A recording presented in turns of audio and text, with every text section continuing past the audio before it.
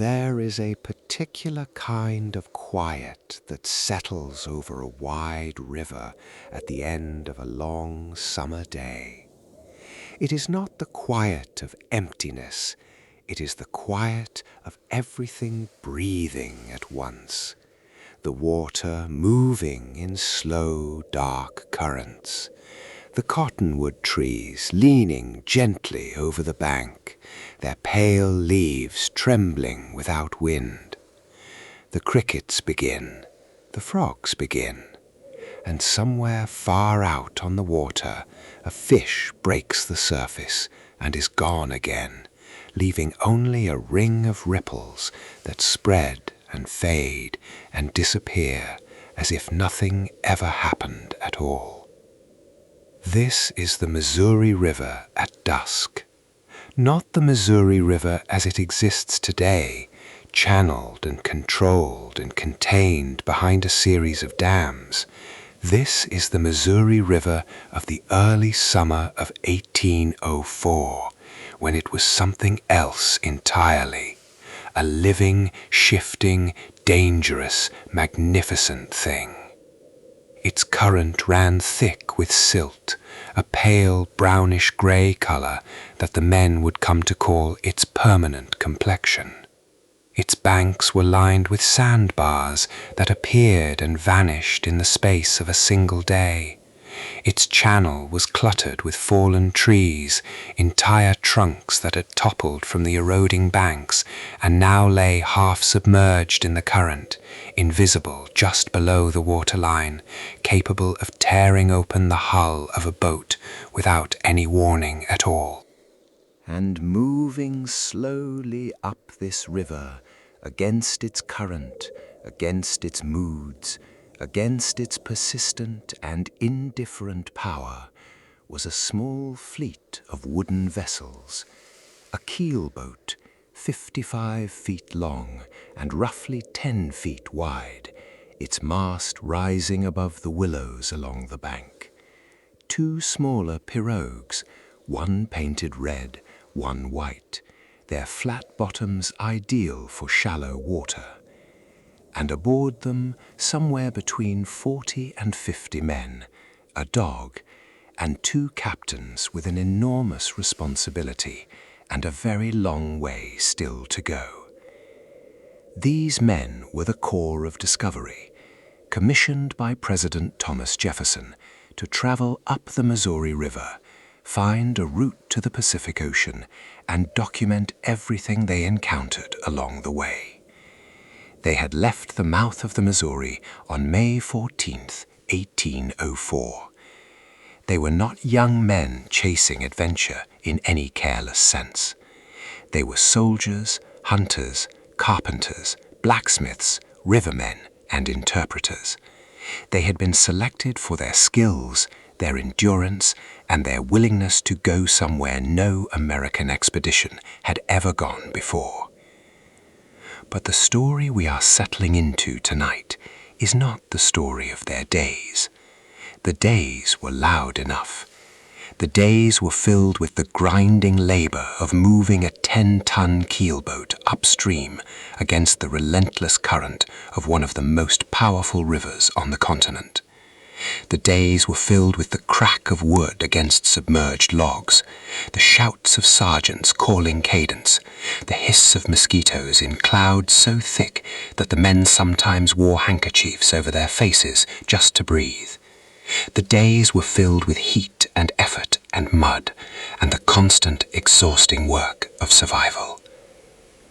Tonight, we are interested in what happened when all of that stopped.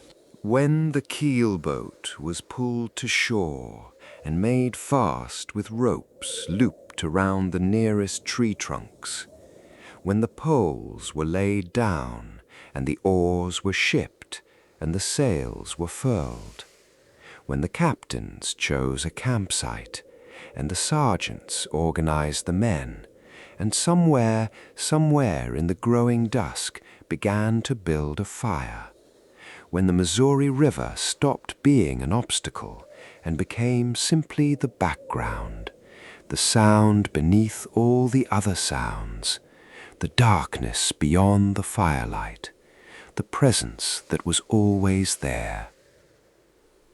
These were the quiet hours of the core of discovery, the hours that don't always make it into the history books, the hours between the end of one day and the beginning of the next, when 40-some extraordinary and ordinary men settled themselves into the rhythms of rest and watchfulness and wonder on the banks of an unmapped river in the middle of a continent they were only just beginning to understand. Close your eyes if you like. Let the light fade. Somewhere out there, beyond the reach of the firelight, the Missouri is moving. It has always been moving. It was moving long before those men arrived, and it would keep moving long after they were gone. Tonight, we are just going to listen to it for a while.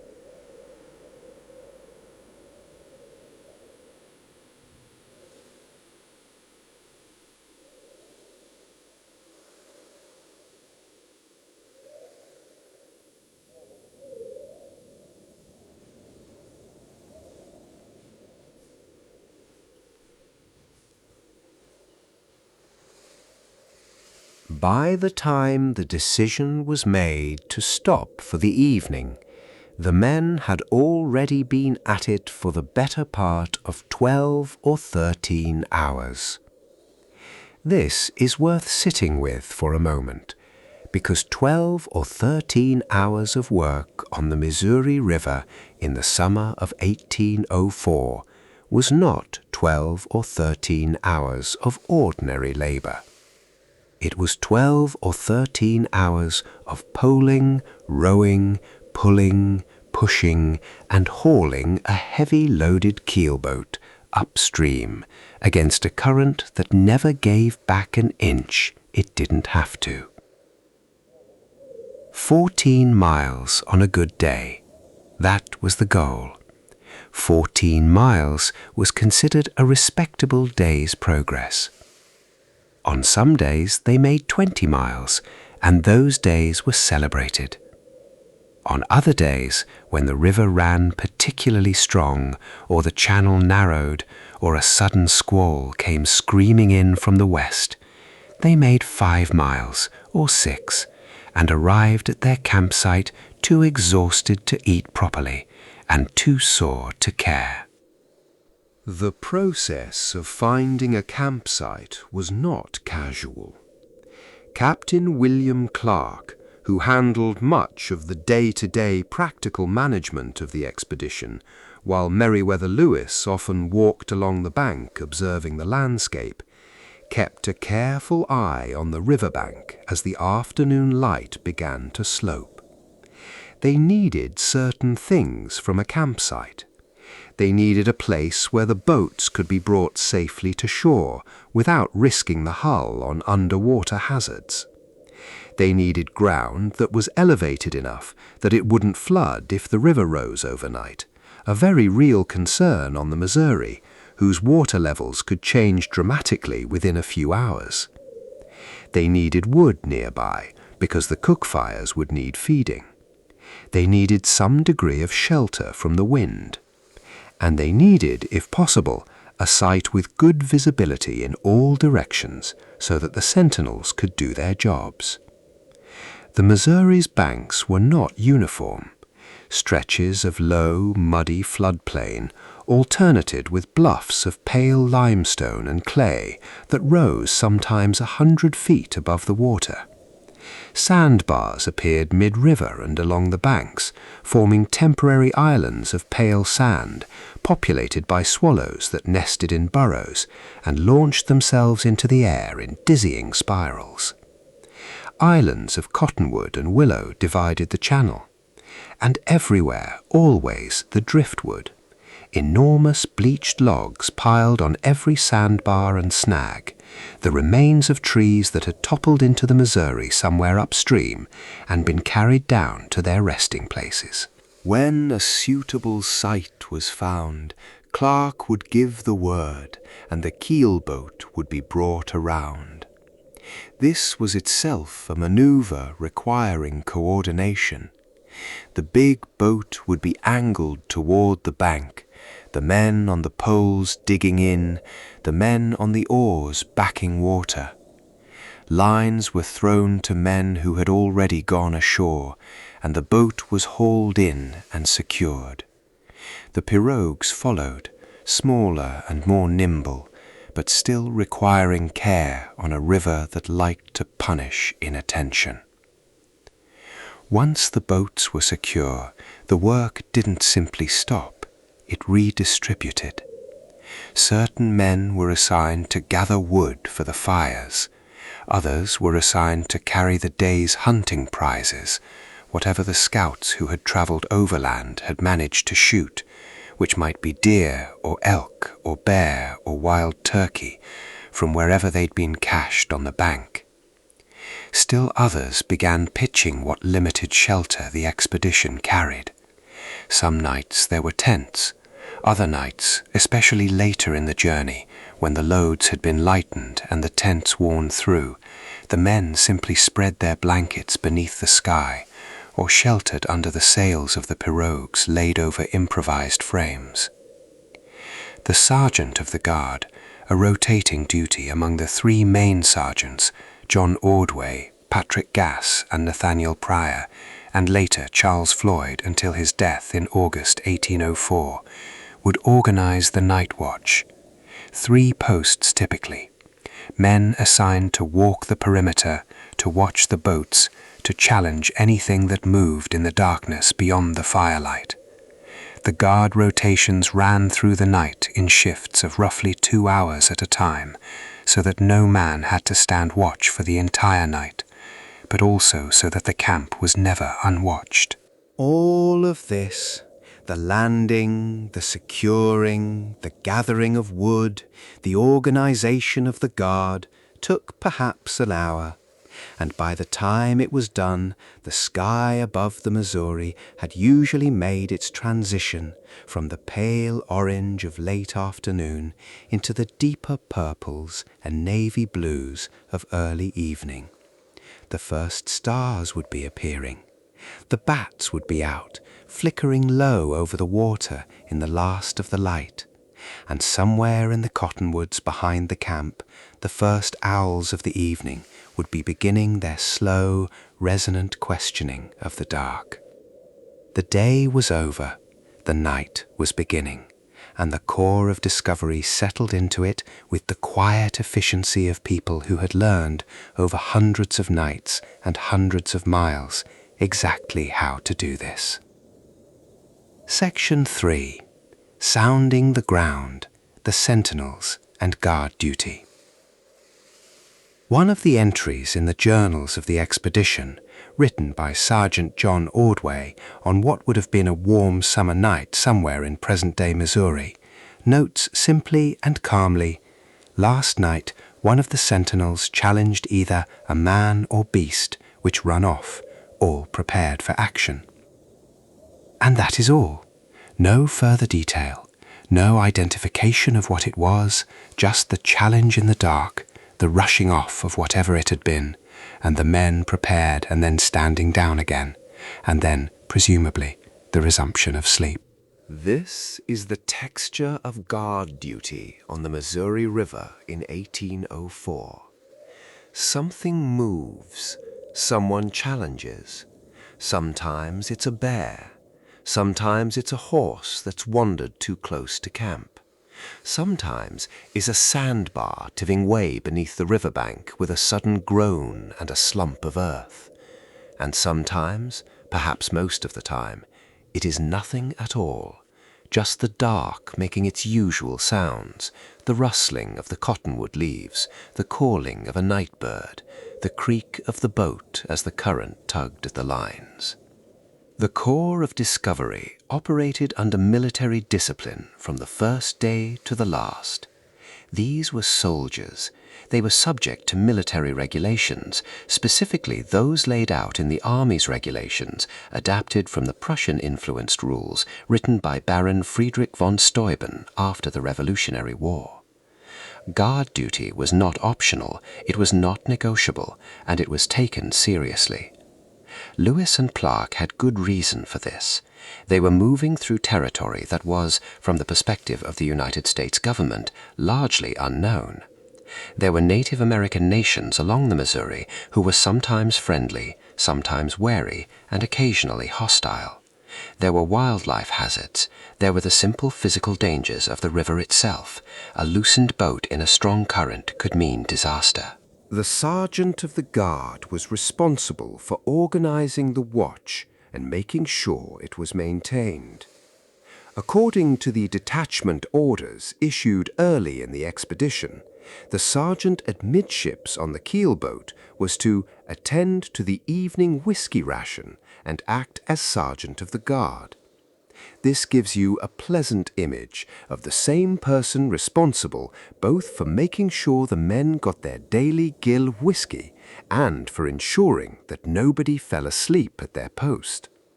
Whether these two responsibilities worked in harmonious coordination with each other or in mild contradiction is a question the journals politely decline to answer. The sentinels walked a circuit around the camp. 3 posts was a typical arrangement. One near the boats, which were the expedition's most essential and irreplaceable equipment. One on the land side of the camp, where any person or animal approaching from the dark would have to pass, and one at a vantage point with a view of the river. Each sentinel would be relieved every couple of hours, and the man coming off watch would wake his replacement and hand over whatever information was relevant. Quiet night, animals heard in the brush, an unusual sound from the river. What the sentinels experienced, standing at their posts in the dark of the Missouri River Valley, was unlike anything most of them had ever experienced before in their largely eastern lives. The darkness was extraordinary. There was no ambient light anywhere, no towns, no roads, no distant glow of any settlement. The Missouri cut through a landscape that was entirely, completely wild, and at night that wilderness asserted itself in ways that daylight made easy to dismiss. The sounds were the first thing. The Missouri River Valley at night was not quiet. It was alive with sound, but it was a kind of sound that the sentinels would have had to learn to read, to distinguish the ordinary rustling of raccoons from the deliberate approach of something larger, to hear the difference between the water's normal music and the sound of a bank undercutting. The wolves were particularly memorable. The journals mention wolves frequently, gray wolves that ranged the Missouri Valley in enormous numbers in 1804. Their howls rising and carrying for miles across the open prairies and bottom forests. A sentinel hearing wolves in the dark, perhaps 100 yards from the firelight, would have had to make a practiced, experienced judgment about whether this was simply the ordinary sound of the landscape or something worth waking the camp for. And then there was the firelight itself and its relationship to the darkness. The campfires were kept going through the night, both for warmth and for the simple practical reason that they made the sentinels' jobs easier by illuminating the immediate perimeter of the camp. But firelight is a peculiar thing in a very dark landscape. It pushes back the dark within its circle and makes the darkness just beyond it seem, if anything, deeper and more absolute. A sentinel who stepped away from the fire to relieve himself or to check on something he'd heard would have walked from relative brightness into a darkness so complete that he'd have needed to stand still and let his eyes adjust for several minutes before he could see anything at all. What those men must have seen once their eyes adjusted was extraordinary. The stars, the Missouri River faintly luminous in the starlight, the cottonwood trees as darker shapes against the slightly paler sky, and sometimes moving at the edge of their vision, the shapes of animals, deer coming down to the water, a raccoon investigating the camp's smell from a respectful distance, or occasionally something larger and slower and more cautious, stopping at the edge of the trees and regarding the firelit camp with yellow eyes. The guard rotations ran all night, every night. Rain or shine, hot or cold, regardless of how exhausted the men were from the day's labor. The river never truly slept, and so neither did the Corps of Discovery. Not entirely, not all at once. There was always someone awake, always someone watching, always the quiet footfall of a sentry making his circuit around the darkened camp while the others slept. Section 4. The Campfire and the Cook. Evening Meals on the Missouri.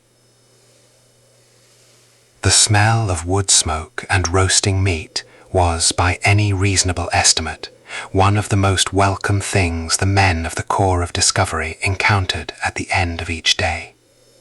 After 10 or 12 or 14 miles of hard upriver travel, after the mosquitoes and the heat and the ceaseless physical effort of moving a heavily loaded boat against the Missouri's current, the smell of food cooking was a signal that the day's hardest work was done. It was permission, of a sort, to begin the process of unwinding. The Corps had left the mouth of the Missouri with something close to 7 tons of provisions.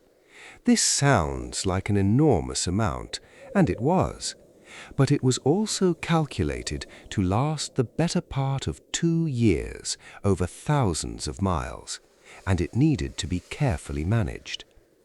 The keelboat's cargo included barrels of salt pork, bags of flour and cornmeal, kegs of lard, bags of dried beans, bags of ground corn, sugar, coffee, and the mysterious portable soup, a thick concentrate of dried meat and vegetables that Lewis had specially ordered before departure, and that the men would come to eat with varying degrees of enthusiasm in the months ahead. But the portable soup and the salt pork were the fallback, the emergency ration, the food for days when everything else had failed. On most evenings along the Missouri, the Corps ate fresh meat, and the meat was abundant beyond anything the men had encountered in their previous lives. The hunters were among the most important members of the expedition. Every morning, certain men would be sent ahead overland while the boats continued upstream, tasked with killing whatever they could find and leaving the carcasses on the bank for the boats to pick up as they passed. The Missouri Valley in 1804 was staggering in its wildlife. The journals record deer in numbers that seem impossible by modern standards. Elk were everywhere, turkey in flocks that darkened the sky, beaver in every tributary stream, and as the expedition progressed further upstream and out onto the Great Plains, bison in herds that were simply beyond description, herds so large that they created their own geography, their own sounds, their own distinctive smell that preceded them by miles. The mess system organized the men into 3 cooking groups, each with its own fire, each with its own designated space in the camp. These messes ate together, cooked together, and slept near each other, the intention being, as Lewis noted, to create bonds between men who might otherwise remain strangers. It was a practical application of a social instinct, the understanding that a group of men who have eaten together are marginally more likely to function effectively as a unit when things become difficult. The cooking was direct and uncomplicated. A fresh-killed deer would be butchered, the cuts distributed, and whatever pieces weren't eaten that evening would be salted or smoked for the following day. A large pot of cornmeal mush might accompany the meat, or dried beans simmered through the afternoon in a pot hung over the fire. The men also had salt, which was precious, and occasionally flour for bread or something resembling it, a flat, dense cake cooked in a skillet directly over the coals. And there was the whiskey, the daily gill of whiskey, roughly a quarter of a pint, was one of the small but significant anchors of the evening routine. The sergeant attended to this distribution personally, measuring out the rations with the care of a man who knew that a short pour would be noticed and resented, and a long pour would deplete the supply ahead of schedule. The whiskey was a military tradition, a practical comfort for men doing hard physical work, and also a social lubricant. On the evening of July 4th, 1804, when the expedition celebrated the first Independence Day of its journey, Lewis and Clark doubled the whiskey ration, and the men fired their small cannon in celebration. It was one of the earliest 4th of July celebrations west of the Mississippi, marked with a roar of gunpowder and a double measure of spirits on the banks of a river that most Americans had never heard of. By the time the food was eaten and the pots cleaned and the fires reduced from cooking fires to smaller warming fires, the camp would have settled into a particular quality of ease. Not silence, there was never quite silence, but a lowering of the daytime pitch. Men who had been working since before sunrise now sat or lay near the warmth of the coals. The quality of conversation, if there was conversation, would have changed.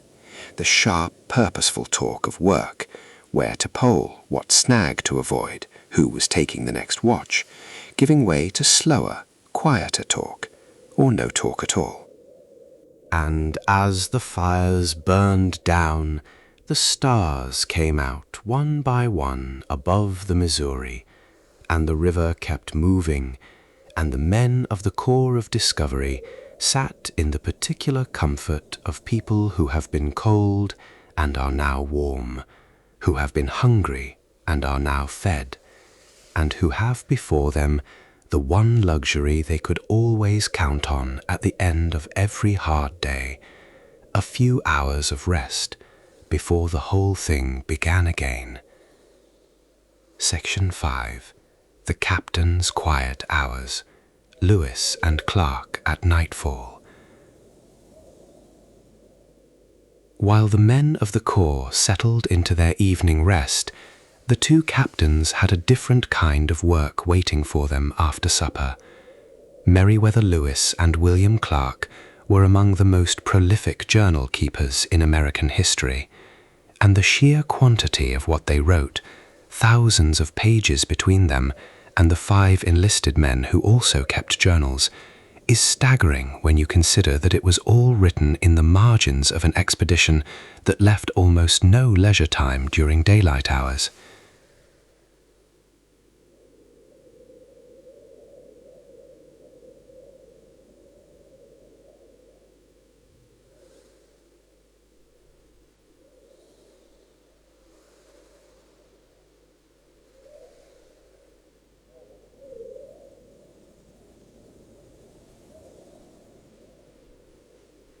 Clark tended toward brevity and precision.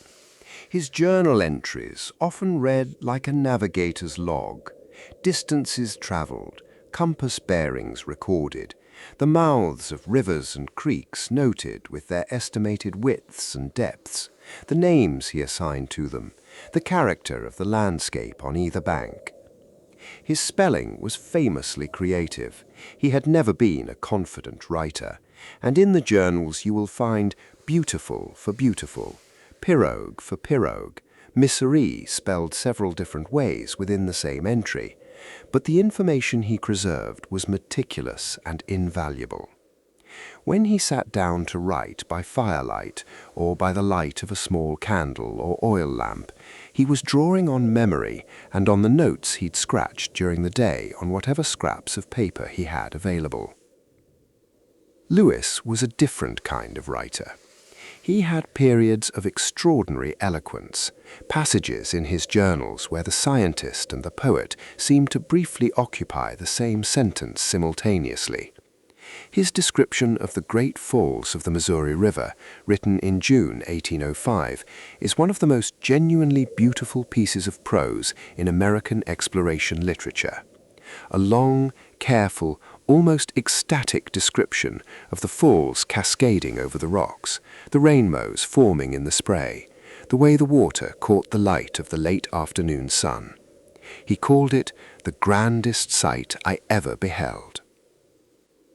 But Lewis also had long stretches where he wrote almost nothing, weeks and sometimes months where the journals record no entries from him at all, perhaps because the pressure of the expedition's day-to-day demands left him no time or energy for writing, or perhaps for reasons that remain a matter of historical speculation about his interior life and mental state.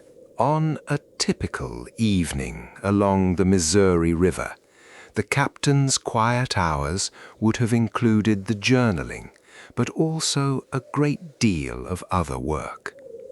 Lewis was the expedition's naturalist, and every day produced new specimens, plants he'd never seen before, animals new to science, insects and fish and geological features that needed to be recorded. He kept careful notes on all of these, often in specialized vocabulary that reflected his self-directed scientific education in preparation for the expedition. He pressed plant specimens between the pages of books. He preserved bird skins and animal skulls. He filled page after page with descriptions that were meant to be eventually read and evaluated by the naturalists back in Philadelphia. Clark was the expedition's cartographer, and his maps were works of remarkable precision, given that they were produced in field conditions with basic instruments. Each evening he would update his charts, recording the day's course, the compass bearings, the distances, the character of the river. He was building, mile by mile and camp by camp, the first accurate map of the Missouri River, a document that would become one of the most important geographical achievements in American history. Beyond the writing and the mapping, the captains had administrative work that couldn't always wait for daylight. Orders to write, detachment rosters to update, correspondence to draft, letters that would be sent back downstream when the opportunity arose, letters to Jefferson, to the War Department, to family members who had received no word since the expedition's departure. The expedition moved through a world without postal service and without any communication beyond the occasional chance meeting with a trader or trapper heading in the opposite direction down the river. And then there was the celestial observation work. Lewis, who had received specific training in astronomical navigation before the expedition departed, was responsible for taking regular readings of the sun, the moon, and certain stars to determine the expedition's latitude and longitude. These observations were critical. They were what would allow the maps to be accurate, what would allow future travelers to follow the expedition's route with confidence. And many of them had to be taken at night, when the stars were visible, when the sky was clear, when Lewis could set up his sextant and his chronometer and work through the careful mathematics of celestial navigation by the light of a single candle. It was quiet work, methodical work, the kind of work that requires a kind of focused calm that the daytime rarely permitted. And there is something deeply appealing about the image of Meriwether Lewis sitting alone at the edge of a camp on the Missouri River, his back to the firelight, his face turned up to the stars, taking the measurements that would help transform the unknown into the known.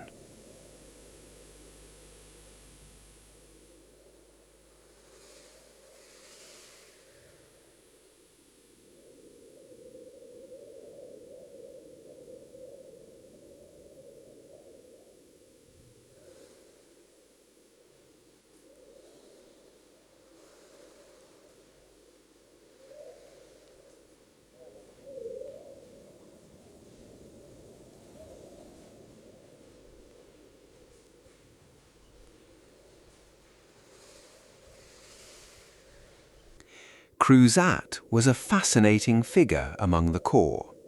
He was half French, half Omaha, a skilled riverman who had spent years on the Missouri before joining the expedition.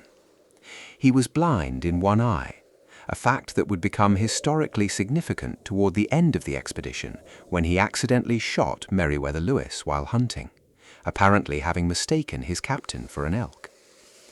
But before that unfortunate incident, he was primarily known as the expedition's musician, and the journals mention his playing with a frequency and a warmth that suggests it meant something real to the men who heard it. On the night of July 4, 1804, after the double whiskey ration had been distributed and the cannon fired, Cruzat played the fiddle and the men danced. Dancing after a long day on the Missouri River.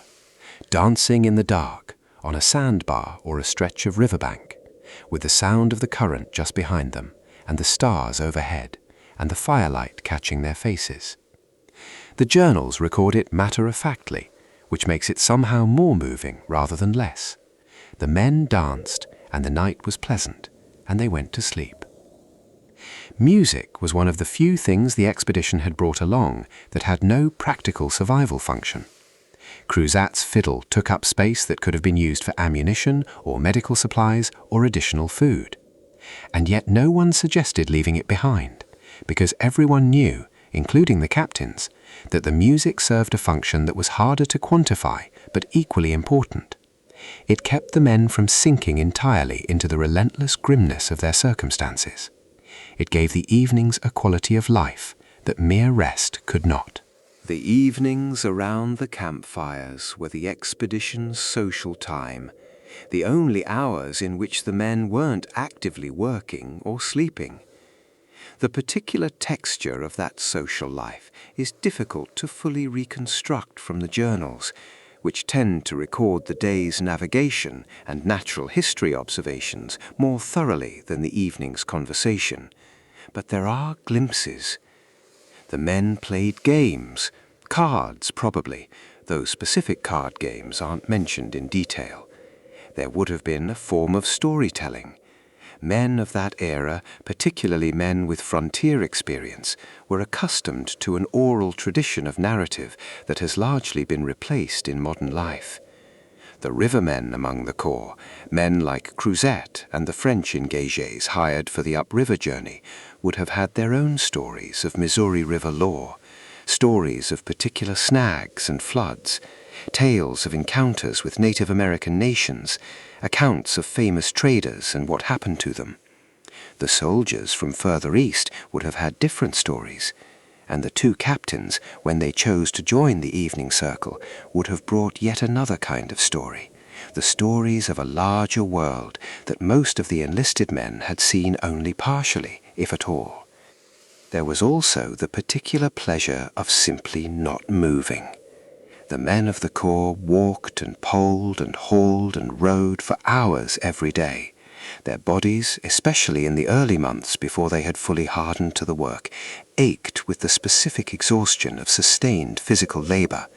To sit still, to simply sit beside a fire and do nothing more demanding than eat and listen to the fiddle, was a luxury that increased in value with every mile they traveled upstream. The evenings were also when the men tended to their equipment. Boots were the most critical and also the most vulnerable item in their kit. Walking along the river bank, through marshes and over rocky ground, and through the dense root systems of the bottomland forests was brutally hard on footwear. Men would spend part of the evening working on their moccasins. The expedition transitioned fairly quickly from military-issue boots to Indian-style moccasins, which were more durable and better suited to the terrain. Needle and thread by firelight, the simple domestic craft of keeping yourself shod in the wilderness. And as the fire burned lower and the hour advanced, the group around it would gradually thin. Men would drift toward their sleeping places. The conversations would become shorter. The silences between them would lengthen.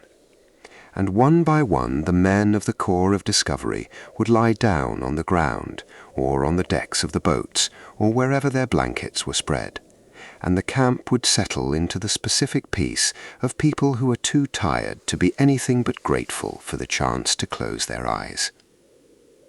Section 7. Seaman in the Dark, the expedition's dog through the night. Lewis had purchased the dog in Pittsburgh in August of 1803, before the expedition had even formally departed. He paid $20 for him, a significant sum at the time, roughly equivalent to a month's wages for a common labourer, which suggests that Lewis had specific things in mind for the animal and thought them worth the expense. The dog was a Newfoundland, large and black and powerfully built, with the thick double coat that characterizes the breed and makes them seem even larger than they are. Lewis named him Seaman. The Newfoundland breed had a reputation in the early 19th century as a water dog and a working dog.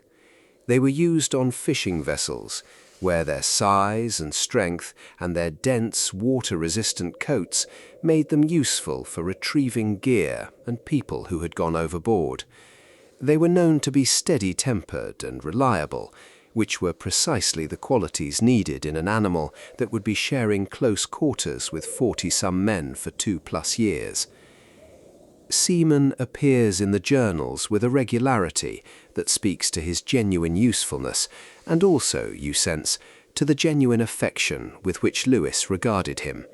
He is mentioned hunting squirrels, apparently swimming into the Missouri to retrieve them after Lewis shot them from the bank. He is mentioned setting off a minor panic in camp when a herd of bison blundered through in the dark and helping to drive them off. He is mentioned barking at bears, and on at least one occasion, apparently at a very large bear indeed, which retreated rather than press the encounter. At night, Seaman's role was primarily that of an early warning system. A Newfoundland with a good nose, and all dogs have excellent noses by human standards, would have been aware of approaching animals or people long before any human sentinel could have detected them. The behavior would have been subtle at first, a raising of the head, a shift in posture, the ears pivoting forward to catch a sound. If the threat persisted or came closer, there would be a low growl, then a louder one, and eventually the full bark that would wake the nearest men. The journals record several instances of seamen detecting things in the dark before the sentinels were aware of them. In one entry, a large animal, possibly a bear, approached the camp in the night, and Seaman's alarm woke the guards before whatever it was came close enough to cause problems. In another entry, a herd of bison came through the camp at night, an event that was chaotic and dangerous given that bison in a herd are not particularly navigating around tents and sleeping humans, and Seaman helped drive them away from the most densely occupied parts of the camp. There is also something worth saying about the comfort that a large, calm, warm-bodied dog provides in a situation that is, by any objective measure, somewhat frightening. The men of the Corps of Discovery were brave. They had to be. It was a prerequisite for what they were doing. But bravery doesn't mean the absence of unease. Sleeping on the ground in the dark in an unknown wilderness, with wolves howling somewhere in the middle distance, and the river making its restless sounds just a few feet away, and knowing that there were grizzly bears in the vicinity that had shown zero inclination to be afraid of humans, this would have tested the equanimity of anyone. A dog lying near you in the dark is an old and reliable reassurance. If the dog is calm, something in you is calm. If the dog's breathing is slow and steady, then the night outside is probably as quiet as it seems. If the dog raises its head, you raise yours. If the dog lies back down, you can too. Seaman was the expedition's most responsive early warning device, and he was also, for the men who slept near him, one of the most reliable sources of that particular comfort that only a trusted animal can provide. He came home. The journals record seamen traveling all the way to the Pacific and back. He survived something close to 8,000 miles of wilderness travel, the Bitterroot Mountains in October snow, the coastal rains of Fort Clatsop, and the long journey back through everything they had already passed. He is one of the great canine heroes of American history, and on many quiet nights along the Missouri River, his calm breathing near the fire was part of the sound of the camp settling into sleep. The Missouri River at night was not a quiet river. It was a living, sounding, endlessly various presence that surrounded the camp from the moment the boats were tied to the moment they were cast off again in the morning. And it produced a soundscape that the men of the Corps of Discovery would have learned to know as intimately as they knew the sounds of their own breathing.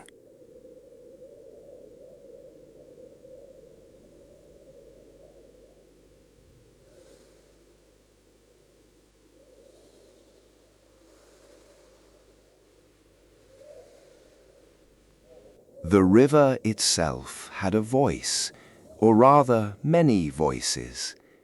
The main current produced a continuous low roar in the stretches where the Missouri ran fast and shallow over gravel bars. In the deeper, slower bends, this became a quieter, more liquid sound, the water turning on itself, eddying, the small waves slapping softly against the hull of the keelboat with a rhythm that was almost hypnotic. Against the banks, where the current undercut the soft clay and silt, you could hear the periodic groaning and slumping of the earth giving way, a sound the men learned quickly to pay attention to, because a collapsing bank could take a camp or a boat with it. And it did, more than once. One of the most dramatic nighttime journal entries in the entire Corps of Discovery record comes from Clark, writing in September of 1804, somewhere in the Great Bends of the Upper Missouri in present-day South Dakota. At 1:30 in the morning, he writes, the sandbar on which the camp was set began to undermine and give way. The sergeant on guard felt the motion of the boat shifting beneath him, and the alarm was raised. Clark got up, and by the light of the moon, he specifies the moon, he could see that the land had already given way both above and below the camp, and was falling in fast. He ordered everyone up immediately. The boats were pushed off in what must have been a controlled chaos of half-sleeping men stumbling to their posts, and barely minutes later, the bank where the keelboat and pirogues had been tied gave way entirely and fell into the river. They made a second camp for the remainder of the night, and in the morning proceeded to breakfast. The matter-of-fact tone of this passage is itself remarkable. A bank collapse at 2 in the morning, the river very nearly swallowing their boats and everything in them, and Clark records it with the same measured calm he applied to noting the presence of a creek or the direction of the wind. The men of the Corps had, after enough nights on the Missouri, developed a relationship with its dangers that was neither casual nor panicked, something more like a working understanding, an acceptance of the river's terms. Beyond the voice of the water itself, the Missouri Valley at night was extraordinarily alive with sound. The insects were perhaps the most immediate presence. The mosquitoes of the Missouri Valley have a legendary status in the journals of the expedition. They are mentioned more frequently as a source of suffering than almost any other single hazard. Lewis, in one of his more florid passages, described the mosquitoes and gnats as equal to any 3 curses that ever poor Egypt labored under. At night, in the bottomland forests and marshes near the river, they were worst of all. The men slept under blankets as much to escape the insects as for warmth, and the journal entries from particularly bad mosquito nights have a weary, exhausted quality that goes beyond ordinary fatigue. But there were also sounds of pure wonder. The wolves were extraordinary. Grey wolves ranged the Missouri Valley in numbers that are almost incomprehensible today, and their howling at night was a feature of the soundscape from the first weeks of the journey.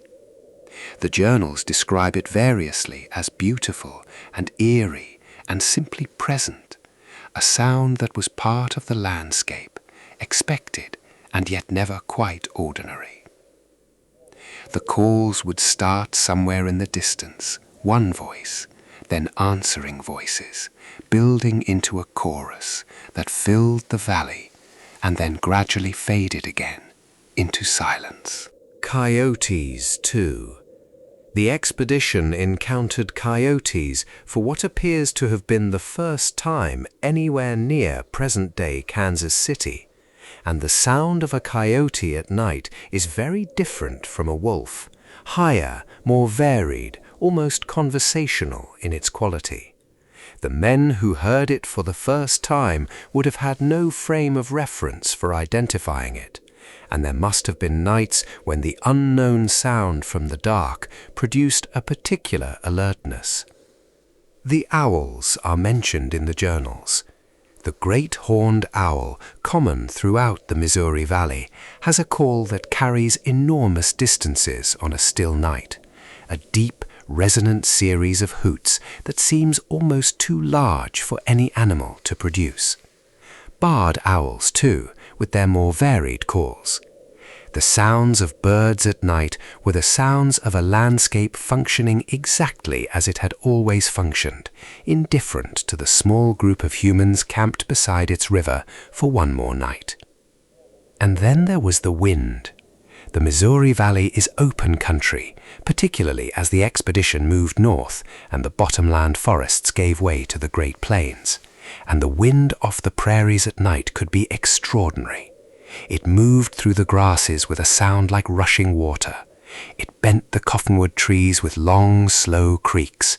It lifted the edges of the sleeping blankets and found every gap in the men's clothing. On clear nights, the wind was cold even in summer once the sun went down. On stormy nights, it arrived in sudden violent gusts that could knock over cooking fires and dry rain horizontally across the camp. This was the night the corpse of discovery lived in. Not the quiet dark of a comfortable bed, but the full-throated, many-voiced, ancient night of the American wilderness, with all its threats and all its beauty, continuous and indifferent, and impossible to ignore. Section 9. Sky Watchers, Celestial Observations and the Stars Overhead. One of the specific skills that Thomas Jefferson had insisted Meriwether Lewis acquire before the expedition departed was celestial navigation. Lewis had spent several months in Philadelphia in the summer of 1803 studying with the astronomer Andrew Ellicott and the physician Benjamin Rush, who gave him not only medical training but also instruction in the use of scientific instruments, the sextant, the artificial horizon, the chronometer. Jefferson understood that the expedition would be producing geographical knowledge of lasting importance, and that knowledge would only be as reliable as the astronomical measurements that supported it. So Lewis became a sky watcher by necessity, and over the course of the expedition he took hundreds of celestial observations, readings of the sun's altitude at noon to determine latitude, readings of the moon and certain key stars to calculate longitude, observations of lunar distances that involved measuring the angle between the moon and a reference star, and then working through a long series of mathematical calculations to convert that measurement into a geographical position. Most of this work happened at night. On clear evenings, after the journal writing and the administrative work, Lewis would set up his instruments, the sextant, a delicate brass instrument that measured angles between celestial objects, and the chronometer, an extremely precise clock that kept Greenwich Mean Time and was essential for longitude calculations. The chronometer was one of the most valuable objects the expedition carried, requiring careful winding and careful handling, and living in a protective case that was, one suspects, among the most carefully managed pieces of luggage on the keelboat. The process of a celestial observation was slow and methodical. Lewis would measure the altitude of a star or the moon, record the time precisely from the chronometer, and then take a series of additional measurements to check the result. The actual calculations would come later, worked out with pencil and tables by candlelight, producing the numbers that Clark would then use to plot the expedition's position on his maps. But beyond the practical necessity of it, there is something deeply compelling about the image of Meriwether Lewis standing at the edge of a camp on the Missouri River, looking up at a sky that had received no light pollution from any human source for hundreds of miles in every direction. The stars above the Missouri Valley in 1804 were what stars looked like before electricity, and that sky would have been a completely different experience from anything we can see today in any inhabited part of the country. The Milky Way would have been not a faint smudge in a clear sky, but a genuine visual presence, a river of light that crossed the entire sky from horizon to horizon, dense with individual stars in its center, its outer edges dissolving into the deep blue black of the night itself. The planet Venus rising in the west after sunset, or Jupiter or Saturn, not as dim points of light, but as bright, steady presences that cast faint shadows on clear nights. The moon, when it was full, turning the Missouri River silver and lighting the camp well enough to read by. Lewis recorded the sky with the same methodical care he applied to everything else. His astronomical journals are dense with numbers, altitude readings, time readings, the names of reference stars, the mathematical results of his calculations. But occasionally a note breaks through the scientific record that suggests the sky meant something to him beyond its navigational utility. He was, in his own way, moved by it. For the other men, the ones not doing calculations, the sky on a clear night would have been its own kind of education. Most of them had grown up in towns or on farms where there was some ambient light at night, fires, candles, the faint glow of a settlement across a valley. Very few of them would have experienced a sky as dark and as clear as the one above the Missouri. The constellations would have been sharp and vivid in ways that made their traditional shapes suddenly obvious. Orion in the winter sky at Fort Mandan would have been genuinely recognizable as a figure. The Pleiades in autumn would have clustered visibly above the river. The North Star, Polaris, would have hung over the northern horizon, steady and reliable, the one star that didn't move.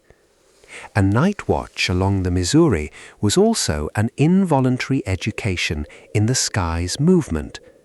A sentinel who stood his 2-hour post and then another 2 hours after that, or who was awakened in the small hours to relieve a friend, would have watched the stars wheel slowly overhead, marking the hours of the night by the position of the constellations, the Big Dipper rotating around Polaris, Orion rising in the east and setting in the west, the slow, reliable clockwork of the heavens, unchanged and unchangeable, the same sky that had been above this river for 10,000 years before any of these men arrived to look at it. Section 10. Sleeping arrangements. How the Corps rested. Sleep was not, for the men of the Corps of Discovery, a simple or reliable thing. It was something that happened in the margins, in the 2 or 3 hours between the end of the evening's work and the beginning of the first watch, in the brief window between coming off a night post and having to rise for the morning's departure, in the fitful naps snatched during the heat of the day, when Clark sometimes halted the boats to wait out the worst of the afternoon sun. The sleeping arrangements were improvised and adaptable, shaped entirely by whatever the local terrain and the weather permitted. When the expedition had been on the water, the simplest arrangement was to sleep on the boats themselves. The keel boat had a covered section amidships, a low wooden structure that provided shelter from rain and wind, and certain men would have slept there, arranged along the deck in whatever order their varying sizes permitted. The pirogues were smaller and more exposed, but also offered the practical advantage of being off the ground, away from the insects and the damp. On shore, the arrangements varied. The expedition carried tents, at least in the early months, though the journals suggest that the tents were not always pitched, especially in good weather. The Missouri summer was often warm enough that sleeping in the open air, or rather in the damp, insect-laden air of the Missouri Valley, was more comfortable than the close quarters of a tent. Men would simply spread their blankets on whatever level ground was available, often on the sand of a river bar, which conformed usefully to the body and was at least free of the root systems and stones that made other ground surfaces more uncomfortable. The captains slept separately from the enlisted men, as military protocol required. Lewis and Clark each had a small tent, and within those tents there was typically a bedroll on the ground, not a cot, not a mattress, but a blanket spread on the dirt. Lewis mentions occasionally sleeping on the deck of the keelboat. Clark slept wherever he needed to. Neither captain appears to have been particularly attached to comfort for its own sake, and the journals have almost nothing to say about the quality of anyone's sleep, which may itself be informative.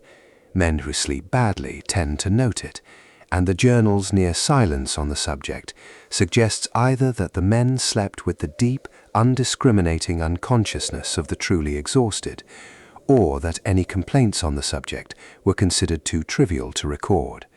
The exceptions are the nights when sleep was clearly chromatically interrupted. The sandbar collapse in September 1804. Nights when storms arrived with enough violence to tear the sails off the boat. A night in present-day South Dakota when a tremendous hailstorm struck the camp. Hailstones as large as 3/4 of an inch across, Lewis measured them precisely, battering the camp and sending the men scrambling for cover in the middle of the night. A night when mosquitoes were so thick and so relentless that the men simply couldn't sleep and lay awake until dawn in sweating, bitten misery. But these were the dramatic nights. More common, one imagines, were nights of simple, thorough exhaustion, the kind of sleep that doesn't require anything from the sleeper except the closing of eyes and the letting go of consciousness, the kind of sleep that comes after a day when the body has given everything it has, when the muscles are hollow with effort and the mind too worn to spin its wheels, when lying down on the ground is not a hardship, but a profound relief. The sounds around them as they slept would have included the river, always the river, and the fire slowly fading, and the footfall of the sentinels making their rounds, the breathing of the men near them, the occasional sound of the dog shifting in his sleep, the distant howl of a wolf incorporated into whatever they were dreaming without waking them, the stars moving overhead, the night passing hour by hour in its ancient and unhurried way. In winter at Fort Mandan, the sleeping arrangements became something else entirely, a matter of survival rather than comfort, with temperatures outside the fort walls sometimes reaching 45 degrees below zero. The rooms of the fort were shared among multiple men, their body heat collectively more valuable than any other source of warmth. But that comes later. For now, we are still on the river, in the summer and autumn of 1804, and the sleeping is the deep sleep of hard work in open air, and the nights are warm, and the river is close. Section 11. The Winter Night at Fort Mandan. By late October of 1804, the expedition had reached the upper Missouri in what is now North Dakota, and the season had turned in a way that could no longer be ignored. The nights were cold in a new and serious way. Frost appeared on the boats in the mornings. The river began running what the men called floating ice, thin sheets and chunks that ground against the hulls with a sound like distant thunder. The Mandan and Hidatsa villages that lined the upper Missouri at this bend of the river were winter villages, which told Lewis and Clark everything they needed to know about what was coming. If the Mandan stayed here for winter, it was because here was survivable. If they'd needed to go south for winter, they would have been gone already. On November 2nd, 1804, Captain Clark selected a site for the winter encampment directly across the river from the lowest of the Mandan villages, and the men began building. The fort they constructed was triangular in shape, two converging rows of rooms meeting at an apex that contained storage space and a sentry platform, with a palisade wall closing off the front. The walls were roughly 18 feet high, the rooms were 14 feet square. The men worked through increasingly cold weather, and they finished, according to the journals, on Christmas Day, 1804, which they celebrated by firing their small cannon and receiving a double ration of good cheer. They named it Fort Mandan, in honor of their neighbors.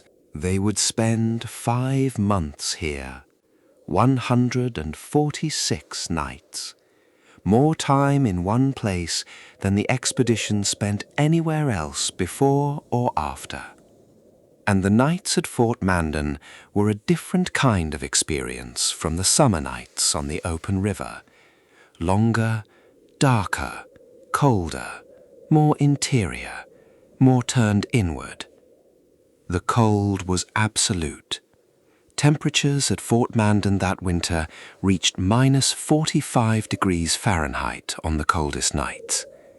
This is a temperature at which metal becomes brittle, at which breath freezes before it has traveled 6 inches from the face, at which the Missouri River, one of the most powerful rivers on the continent, froze solid from bank to bank in a sheet of blue-white ice.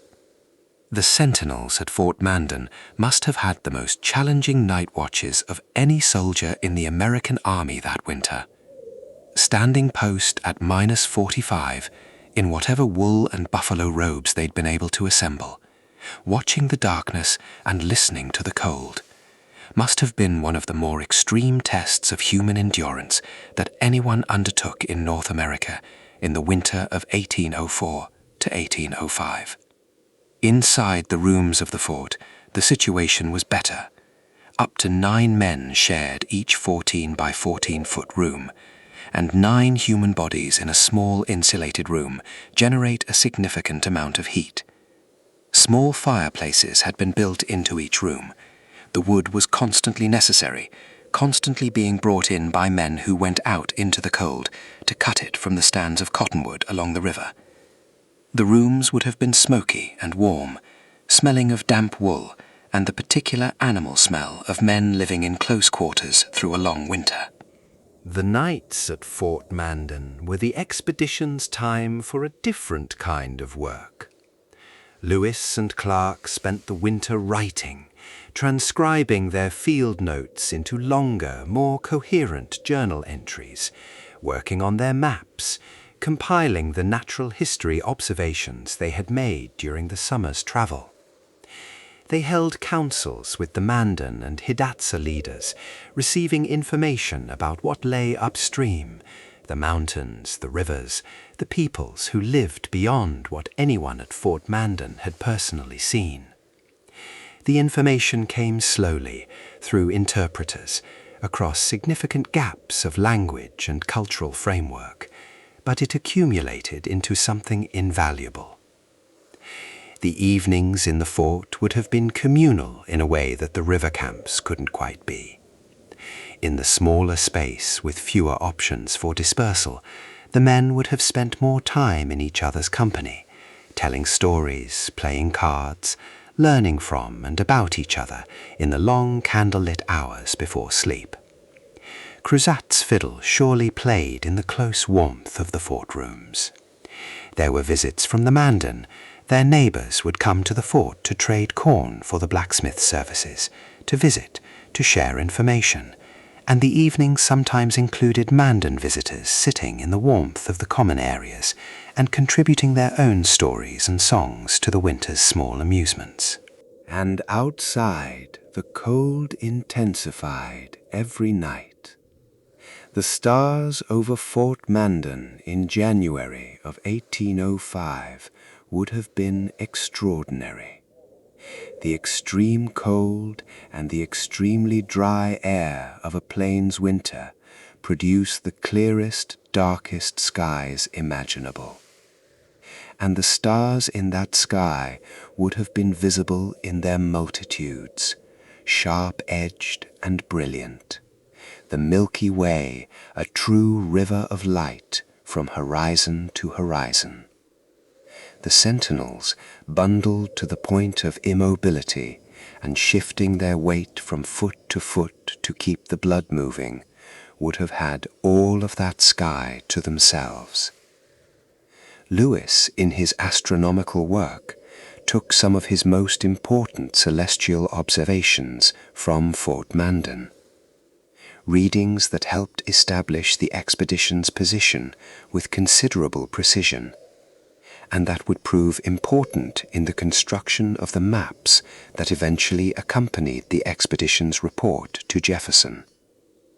He worked at night, in the cold, with his instruments set up in the open air within the fort's walls, his breath frosting around him as he bent to the eyepiece of the sextant. The river outside was silent under the ice. The wolves still howled. The cold tightened and loosened in its daily rhythm. And inside Fort Mandan, the fires burned and the men slept, and the winter passed its 146 nights, each one a little shorter than the last, as January became February, and February became March, and the first sounds of the river ice breaking up signaled the approach of spring. Section 12. Dreams and Reflections. Private Thoughts in the Dark. There is a particular quality to the quiet that comes after a long day of genuine physical exertion, when the body is satisfied, but the mind has not yet found its way to sleep. The thoughts that come in that interval are different from the thoughts of ordinary wakefulness, softer, less directed, less defended, images rather than arguments, feelings more than plans. What did the men of the Corps of Discovery think about in those in-between hours, lying on the ground or on the deck of the boat, listening to the Missouri moving in the dark? This is one of the places where history is honest about its limits. The journals are a remarkable document, but they are a document of the external world, what was seen, what was done, what was measured and recorded. They are not, for the most part, a document of the interior life. The men of the early 19th century, particularly military men, did not tend to record their feelings in the way that a later era might encourage. There are exceptions. Lewis, in his more reflective moments, comes close to a kind of personal meditation in some of his journal entries. The enlisted men who kept journals, Ordway and Gass and Whitehouse and Floyd, are more practically minded still. But we can make some reasonable inferences, grounded in what the journals do tell us, about the quality of the thoughts that came in those quiet evening hours. Home was the most likely subject. Most of the men of the Corps had left behind everything familiar: families, friends, the specific geography of the places they'd grown up or lived, the sounds and smells of the known world. The expedition moved further from all of that with every mile upstream, and there was no communication. No letters arrived on the Missouri River. No news from the east could reach them once they had passed beyond the last settlements. They were, in the most literal sense, out of reach, and the people who mattered to them were living their lives in a world that the expedition members could only imagine. Sergeant Charles Floyd died on August 20, 1804, the only fatality of the entire expedition, apparently of a ruptured appendix, and his death cast a shadow over the following weeks that even the journal's matter-of-fact prose cannot entirely conceal. He was 22 years old. He was buried on a bluff above the Missouri and given a service, and then the expedition moved on. But the awareness of mortality, having been so directly confronted, would have been a presence in the quiet evening hours for some time afterward. These men knew that they were mortal, that the territory was dangerous, and that the distance between where they were and any help was enormous. And yet the journals also contain, woven into the record of distances and compass bearings and natural history observations, moments of unmistakable joy, the wonder of encountering a new landscape, the sudden vision of a herd of bison, thousands of animals, an impossibly large number of animals, moving in the evening light across a prairie that extended to the horizon in every direction. Lewis, writing about the Missouri River at some point in the upper reaches, describing the way the cliff faces reflected in the water and the way the swallows moved against the pale rock, seems genuinely, unreservedly moved by what he's seeing. Sergeant Ordway, in a passage that is remarkable for its almost lyrical quality, coming from a man who typically wrote in the most practical of terms, describes an evening on the river in which everything was simply beautiful.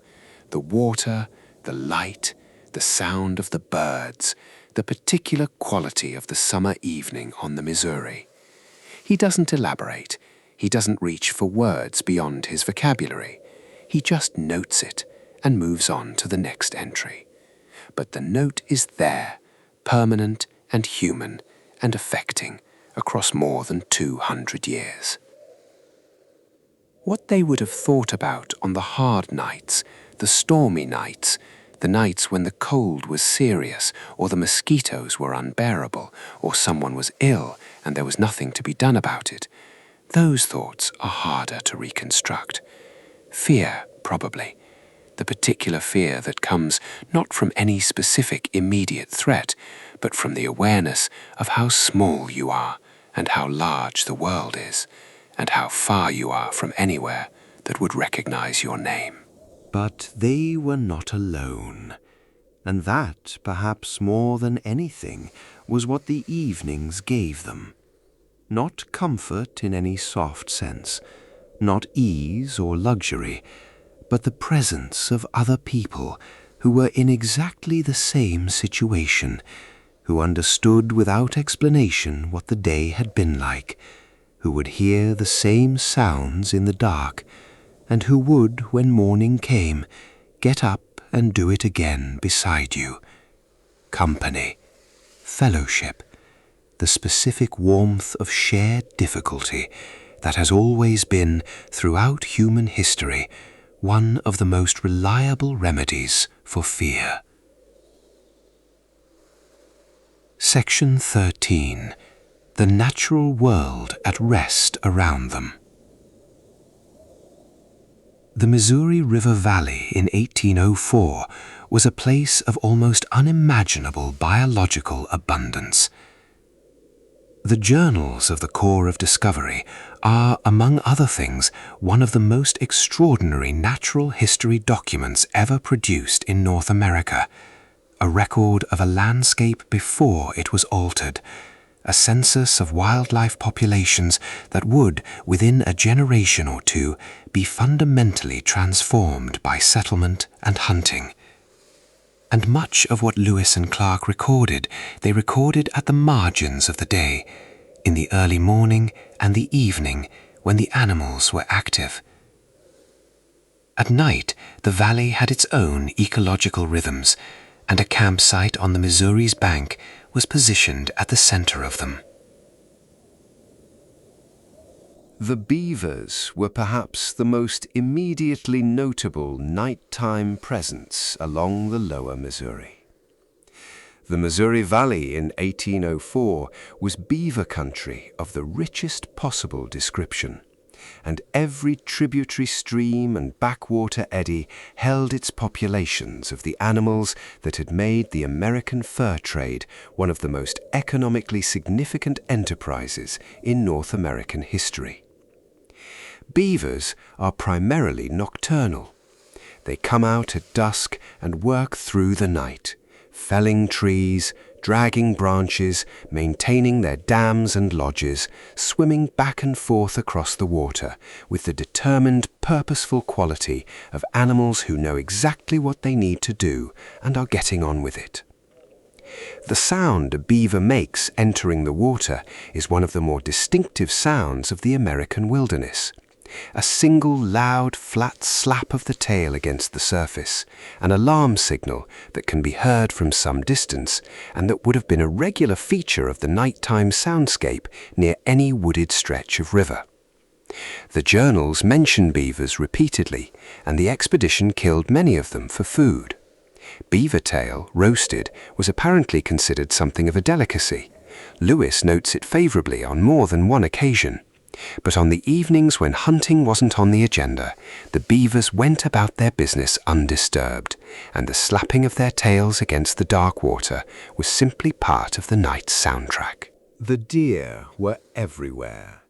White-tailed deer in the bottomland forests, mule deer as the expedition moved further west, both species active at dawn and dusk, and moving through the camps at night with the delicate mincing caution that deer use when they sense something large and unknown in an area they'd like to pass through. The sentinels would have seen them frequently, hale shapes moving between the trees, or occasionally freezing at the edge of the firelight and staring back with eyes that reflected the glow. The bison were another matter entirely. The great bison herds of the Missouri Valley did not move with the quiet caution of deer. They moved like weather, in masses that had their own momentum, their own noise, their own specific smell that preceded them by miles. At night, a herd moving in the middle distance would have produced a sound like thunder that was not thunder, the combined hoofbeats of hundreds or thousands of animals, the low, constant rumbling of their movement carrying through the ground as much as through the air. When bison came close to camp, and they sometimes came very close, attracted perhaps by the smell of the fires, or simply following their usual happen to include a small group of humans, the effect was dramatic. The animals themselves up close were enormous. An adult bison bull can weigh 2,000 pounds, and a herd of them moving at night through a camp would have been genuinely dangerous. The journals record several such incidents, and they are uniformly described in terms that suggest the men did not find them amusing, at least not at the time. The night herons worked along the river's edge after dark. Great blue herons standing motionless at the water's margin, waiting for fish with a patience that seemed geological. The barred owls called from the cottonwoods. The chuck-will's widow, a nocturnal bird related to the whippoorwill, sang its repetitive, hypnotic song from the woodland edge. The coyotes yipped and howled in their conversational way. The wolves, more deeply, more resonantly, answered something that no one else could hear. There were fireflies. In the summer nights along the lower Missouri, particularly in the bottomland forests and the wet meadows near the river, fireflies would have blinked their small green-yellow lights in the dark. Not the occasional firefly of a suburban backyard, but the dense, continuous, astonishing display of a landscape where firefly populations had never been reduced by pesticides or habitat loss. A bottomland forest in June or July, in that time and that place, would have been full of them from ground level to 20 or 30 feet up in the trees. Millions of individual lights blinking in the dark, making the forest glow from within with a cold, pulsing luminescence that must have seemed to anyone seeing it for the first time like something out of a dream. And the fireflies blinked, and the owl called, and the beaver slapped the water, and the river moved, always moved, in its deep and ancient and unhurried way. The natural world around the core of Discovery was not a backdrop, it was a presence, a participant in the expedition's story, even when the journals weren't paying it direct attention. The men slept in the middle of something enormous and living and indifferent to them, and the enormity and the life and the indifference were, in their way, a kind of comfort. This place had been here long before them. It would be here long after. On any given night, they were simply visitors, resting in the dark, while the permanent inhabitants of the Missouri Valley went about the ancient business of their lives around them. Section 14. Dawn approaches, the slow return of light. The first light on the Missouri River comes from behind you if you are sleeping on the western bank, or from the river itself. A slow brightening of the water's surface before the sky has truly begun to change. A pale luminosity that makes the river seem to generate its own light. This is the hour before sunrise, the hour the journals sometimes call daylight, when the shapes of things become visible again and the world reassembles itself from the dark. The camp would have been stirring before this, in most cases. The last guard shift would have been walking its circuit, cold in the hour before dawn when the temperature was at its lowest, watching the horizon for the first hint of the change. The fire, if it had been maintained through the night, and the watchman kept it going, would have been at its smallest, a bed of coals with 1 or 2 flames, casting the least possible light and the most possible warmth, the ratio that made sense at this hour. The captains rose early, both of them. Lewis, in particular, was often up and moving before the camp had fully stirred, walking the bank, taking the morning air, doing the private thinking that the day's demands didn't always permit. His early morning observations are among the more meditative passages in the journals, descriptions of the river at first light, of the way the mist lay in the low places of the valley, of the particular quality of the sky in the east as the darkness there began to soften towards grey. Clark's mornings were more immediately practical. There were decisions to be made at the start of each day: the route for the day's travel, the assignment of hunters to go ahead overland, the condition of the boats after the night, always checked carefully for any damage from the river's action, any loosened boards or weakened lines. The weather to be assessed and factored into the plan. A strong headwind could make the day's travel nearly impossible for a keelboat under sail. A current running particularly strong from an upstream rainstorm could add measurably to the effort required for every mile.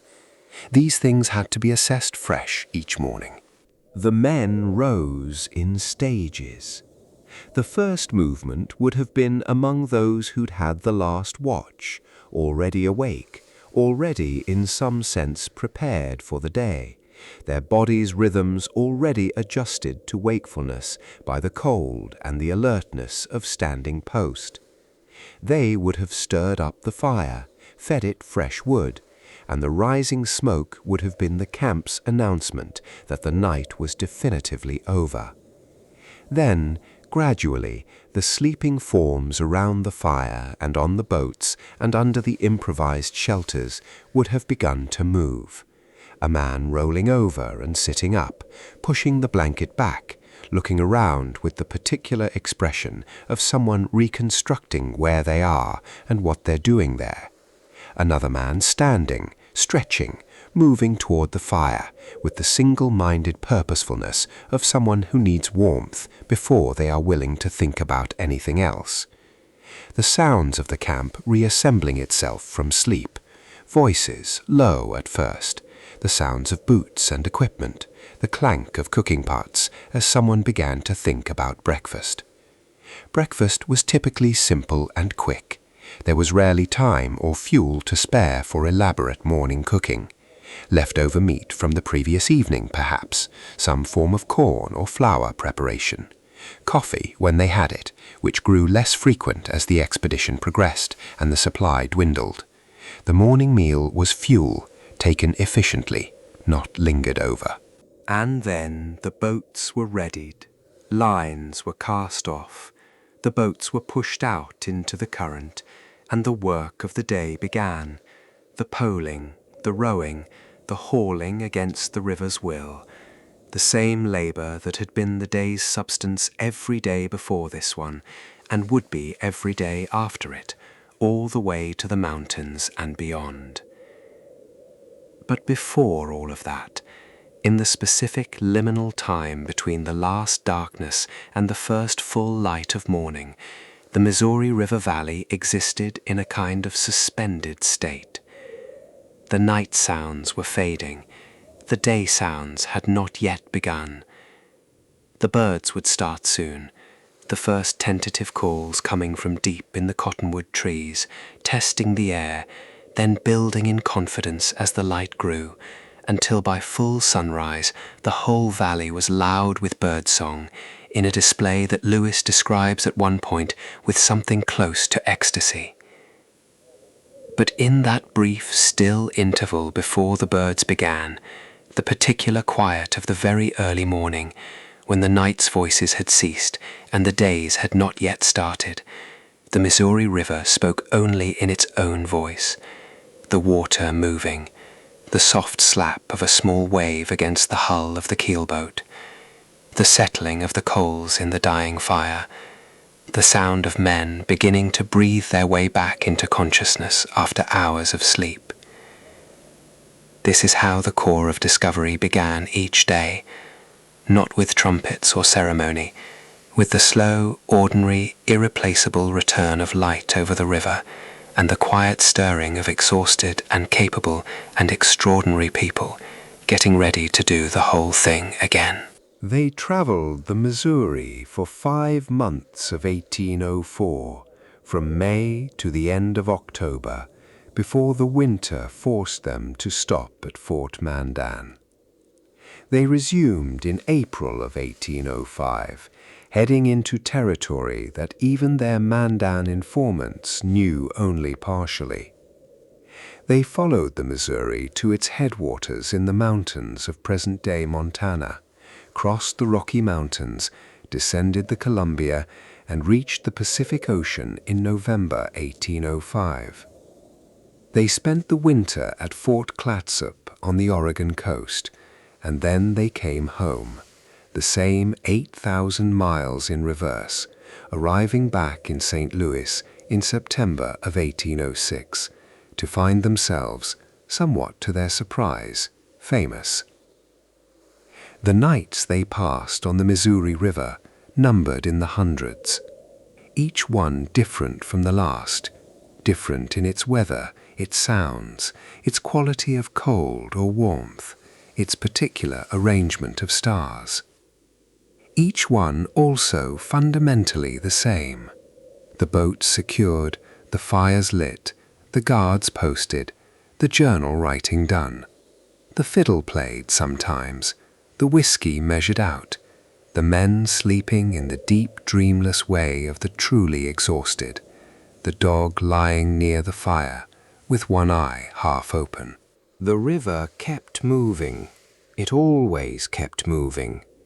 It moves still, though it is not the same river they knew, dammed and controlled and quieter than it was, its old wild character tamed in the service of the civilization that followed in the wake of the expedition that first described it. But in certain stretches, in certain lights, especially at dusk and at dawn, when the colors are different and the noise of the modern world subsides, you can still find something that resembles what they would have known. A wide bend, a cottonwood stand, the water moving in its particular brownish-grey way, a heron standing in the shallows with immovable patience. The Corps of Discovery passed this way once, a very long time ago. They camped here, or somewhere nearby, on one of those hundreds of nights. They built their fires and stood their watches and wrote their journals and listened to the fiddle and looked at the stars. They were 40-some ordinary and extraordinary people doing something that had never been done before, in a place that had never been documented before, and on most of the nights they were simply tired men doing what tired men have always done, finding a patch of ground, making a fire, lying down, and waiting for the morning.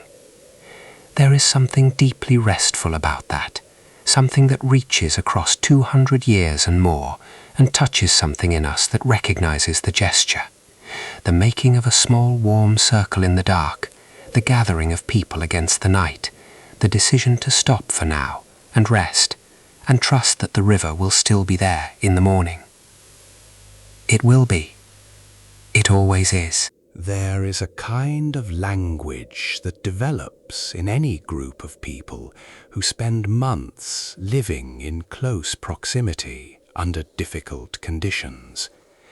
Not the formal language of orders and reports and journal entries, but something more informal, more subtle, a shorthand built from shared experience, a vocabulary of gesture and tone that communicates things that words would take too long to say.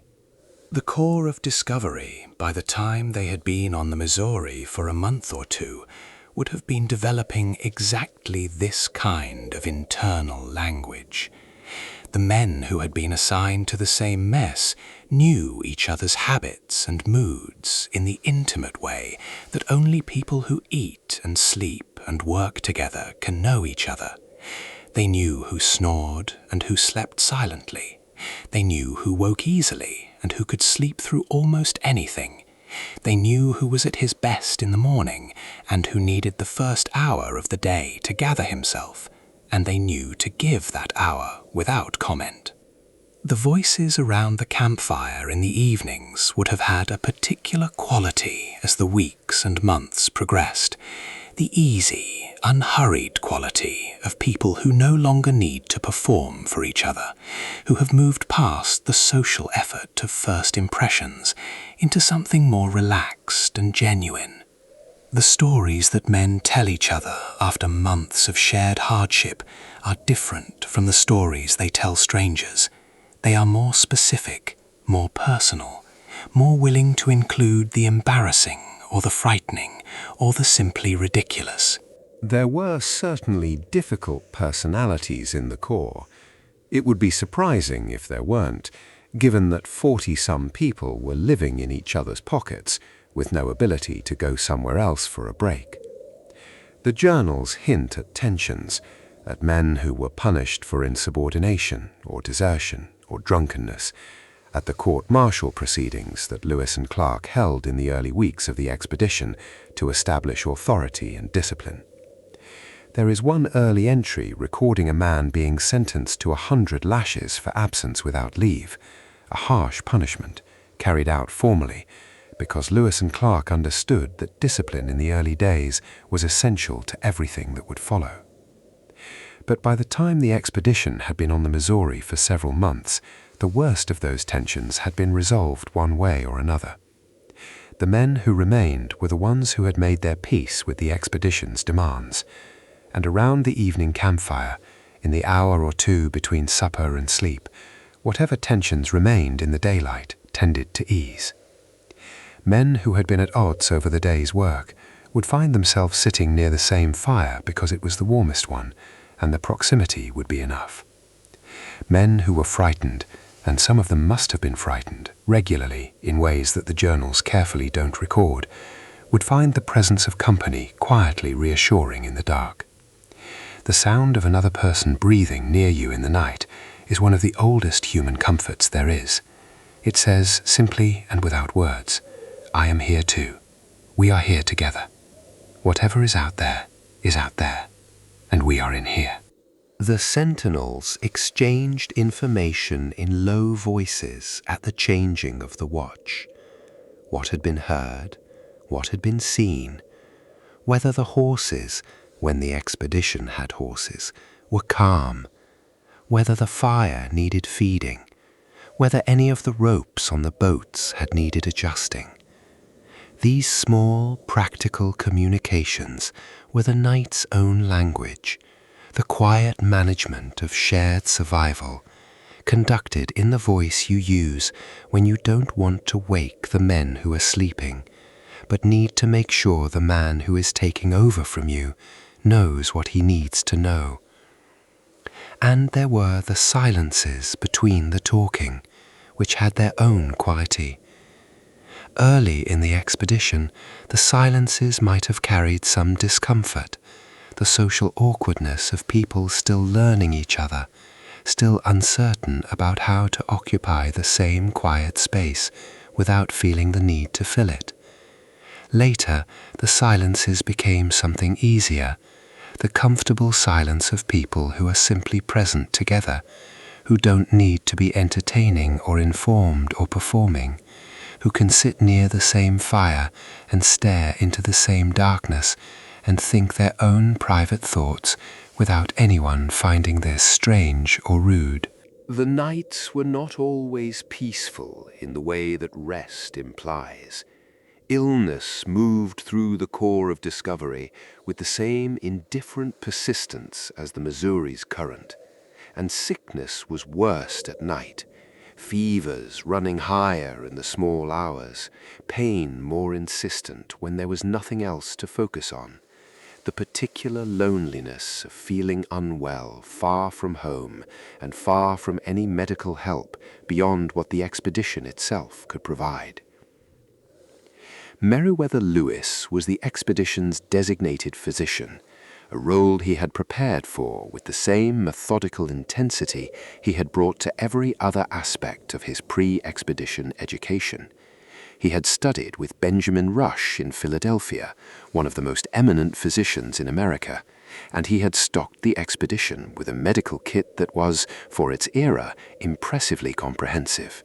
The kit included bleeding lancets, forceps, syringes, tourniquets, and a substantial pharmacopoeia of medicines: calomel, jalap, ipecac, laudanum, Peruvian bark containing quinine, various ointments and salves, and a supply of the famous Rush's pills, a powerful laxative cathartic that Benjamin Rush considered a nearly universal remedy, and that the Corps would deploy with remarkable frequency. The most common ailments were predictable given the conditions. Dysentery moved through the camp more than once, likely from contaminated water. The Missouri's water was drunk by the expedition continuously, and while the heavy silt content may have actually helped filter some impurities, it did nothing for the bacterial content. The men suffered intestinal complaints with a regularity that the journals record with varying degrees of delicacy. The treatment was Russia's pills, which would have been uncomfortable for everyone involved, but would at least have addressed the symptom in the most direct way imaginable. Wounds were common.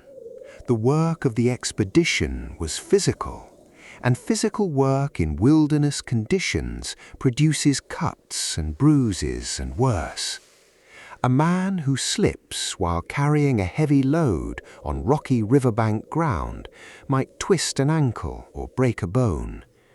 A man working with an axe in the long-since dark hours of timber gathering might miscalculate and put the blade somewhere unfortunate. The boatman's hands were a continuous record of small injuries, blistered, cracked, cut by the poles and lines of the boats. And then there was the night sweating of fever.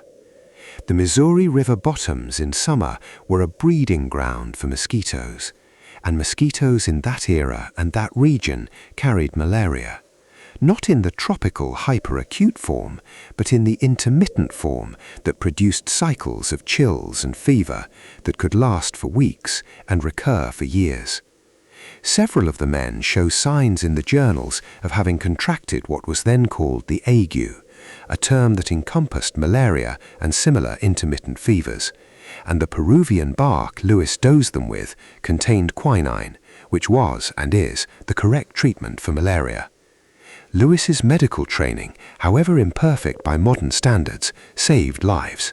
A sick man at night in the camp occupied a particular kind of solitude. He would have been in his sleeping place, perhaps removed slightly from the main sleeping area to prevent disturbance, sweating through a fever, or doubled with cramps, or trying to keep still so that whatever was broken could start to heal. The sounds of the camp around him, the fire, the river, the distant howl of a wolf, the footfall of the sentinels, would have been the same sounds he always heard, but heard now through the altered perception of illness, louder or more distant, or strange in some way that is hard to characterize, but is instantly recognizable to anyone who has ever been seriously ill far from home. Lewis would check on sick men during his nighttime rounds.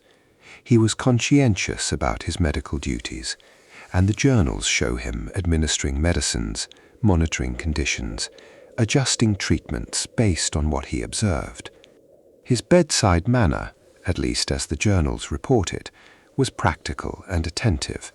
He didn't offer false comfort, but he was present, and presence matters when you are sick and far from everything familiar. The death of Sergeant Charles Floyd in August of 1804 was the one mortal failure that Lewis's medical skills could not prevent, and it appears from the symptoms recorded that nothing could have prevented it, because Floyd was suffering from what was almost certainly a ruptured appendix, a condition for which even modern emergency medicine only barely suffices. Lewis did what he could, which was to stay with Floyd, to make him as comfortable as the circumstances allowed, and to ensure that when Floyd died, he did not die alone or uncomforted. Floyd died on a Tuesday morning near what is now Sioux City, Iowa, and he was buried on a bluff above the river with a ceremony that the journals describe in terms that suggest genuine grief, not merely formal observance. Lewis noted in his journal that Floyd had been a man of much merit. Ordway, in his, wrote that Floyd had expired with a great deal of composure. And then the expedition went on, because it had to, carrying the knowledge of Floyd's death into all the nights that followed. the nights of illness, the nights of tending to the sick, the nights of grief held in the masculine reserve of early 19th century military men who did not express their feelings in words, but expressed them in the steadiness of their presence and the care of their hands. These were part of the nighttime life of the Corps of Discovery too. Not the romantic part, not the part that makes it into the popular imagination of the expedition, but the true part, the human part. The Missouri River was not a river that permitted complacency, and the weather above its valley was not weather that announced itself politely and gave you time to prepare. A storm on the upper Missouri could arrive in the time it took a man to walk from one end of the keelboat to the other, and by the time it arrived it was fully formed.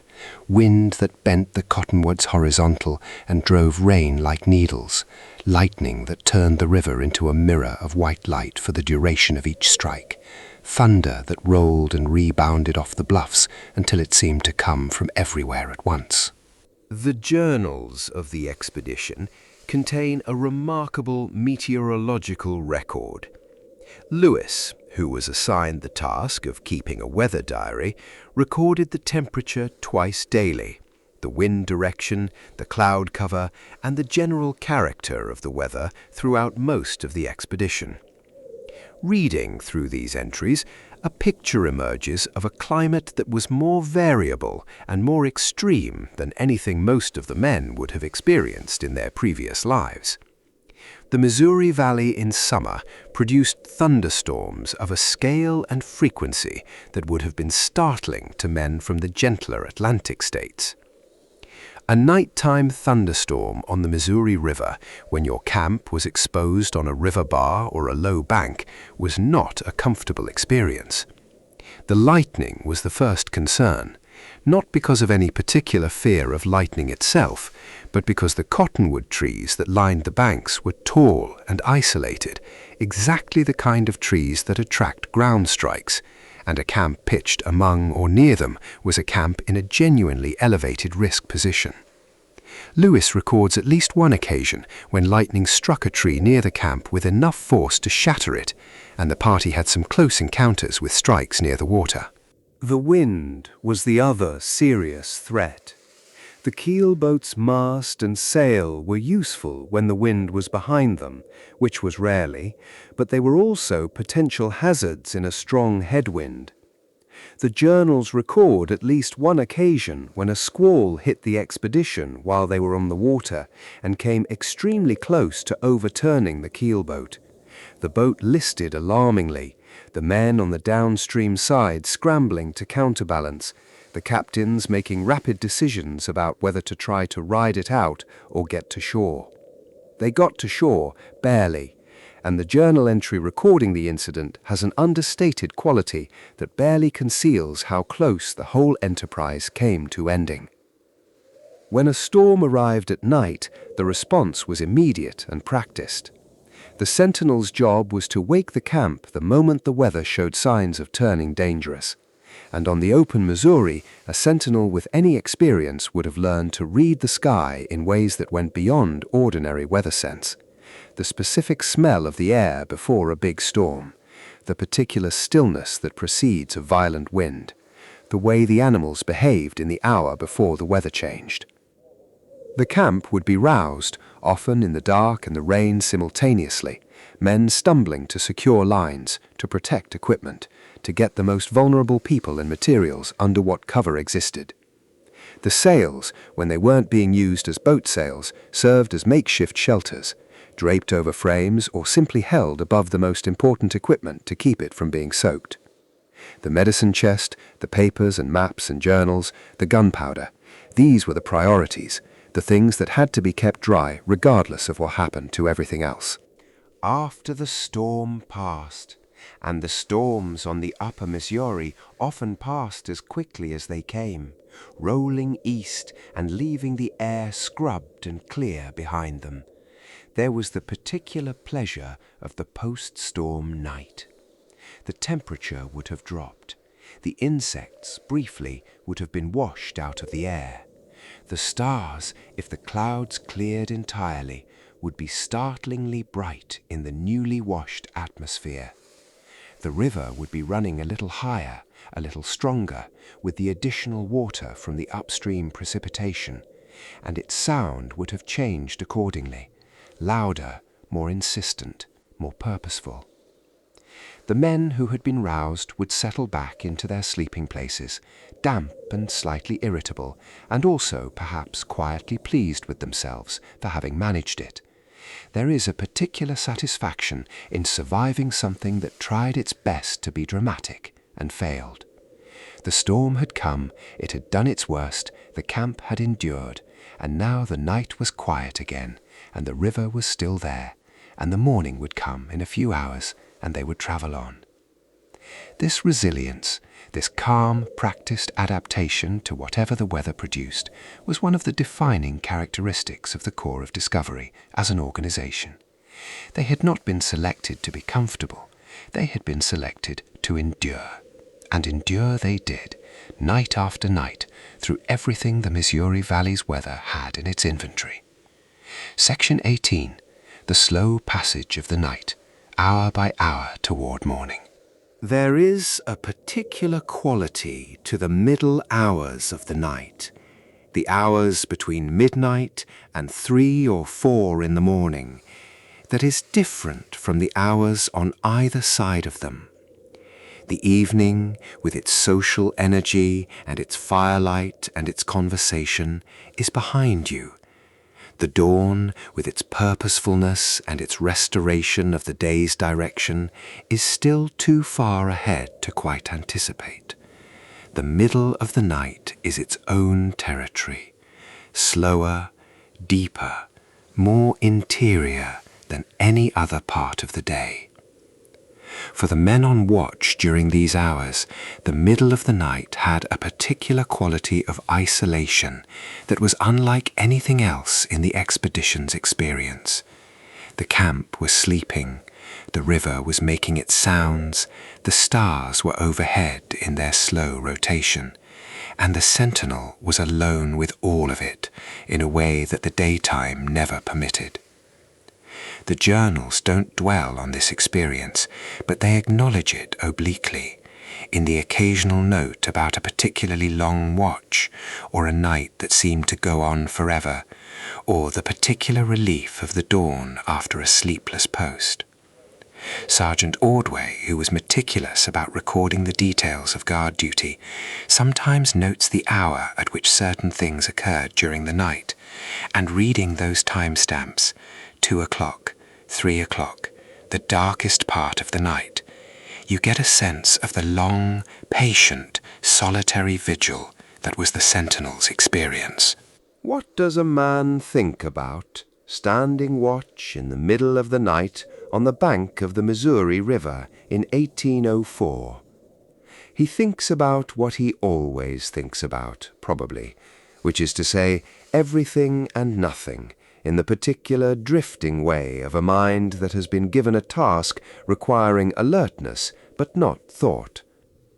The attention moves outward, registering a sound, scanning the dark, returning to rest, and in the intervals between these moments of alertness, the mind does what minds do, which is to wander. He might think about the day that's passed, running over the miles traveled, the events, the words spoken, the work done. He might think about tomorrow, or more accurately, about the next few days, the stretch of river ahead, the places the captains had mentioned in their evening consultation, the likelihood of finding good hunting in the territory they were entering. He might think about food, because the specific kind of tired that hard physical labor produces is closely linked to appetite, and because food on the expedition was both a pleasure and a preoccupation. He might think about home. This was probably the most persistent thread in the night thoughts of the men of the Corps of Discovery, the one that came back regardless of what else occupied the mind. Home was a specific place, with specific people, specific sounds and smells, the particular quality of light in a familiar room, the sound of a voice, the smell of a kitchen, the feeling of a bed. These things were very far away, and they had been far away for months, and they would be far away for a long time yet. The returning expedition in September of 1806, when the Corps came back down the Missouri after more than 2 years away, is described in the journals with a barely suppressed excitement that breaks through even the most restrained of the journal writer's prose. Ordway, typically the most matter-of-fact of the journal keepers, notes that the men were in high spirits and gives the impression of a group of people barely able to contain their eagerness to arrive. They had been away for 2 years and 4 months. They had been in complete communication blackout for most of that time. No letters, no news, nothing. And as the familiar landscape of the lower Missouri began to appear around them, as the settlements grew more frequent and the people on the banks more numerous, the controlled professionalism of the expedition's daily life began to give way to something rawer and more personal. But that was still far in the future from any given night on the river in 1804. On those nights, home was a memory held in the mind of a tired man standing watch in the dark, and the river moved past him, and the stars moved overhead, and the night passed at the pace it always passed, with the slow, indifferent, unhurried patience of time doing what time does, which is simply to continue. The second watch would come on at some point, the footfall of the replacement approaching in the dark, the low voice confirming the handoff, the sentinel's gratitude for the chance to lie down again. He would make his way back to his sleeping place, stepping carefully over the shapes of sleeping men, finding his blanket, pulling it around himself, and within minutes, the sleep that comes immediately and completely after standing a cold watch is one of the deepest sleeps there is, he would be gone, fully unconscious, sinking into whatever dreams the Missouri River had in store for him that night. The hours passed, the stars moved, the river kept moving. The fire settled lower and lower, the glow dimming without anyone to feed it, the coals holding their heat long after the flames were gone. The camp breathed in its collective sleep, the rhythm of it somehow larger and slower than any individual person's breathing, the whole group of them cycling together through whatever the night brought. And then, very gradually, the darkness in the east began to change. Not lighter yet, not dawn, but something subtly different, a quality of almost, of imminent, of the night having used up most of what it had, and beginning to make room for what came next. The stars in the east dimmed first, one by one, their light washed out by something that had not yet arrived, but was on its way. The birds in the cottonwoods stirred before the light was visible, responding to something the light carried ahead of itself, some signal in the electromagnetic spectrum that a bird's eye can read before a human one. A great blue heron, standing in the shallows at the river's edge, shifted its weight from one foot to the other and lifted its head. A wood thrush, somewhere deep in the bottomland forest, sang its first experimental phrase of the morning, half a phrase really, as if testing the air, and then fell silent again.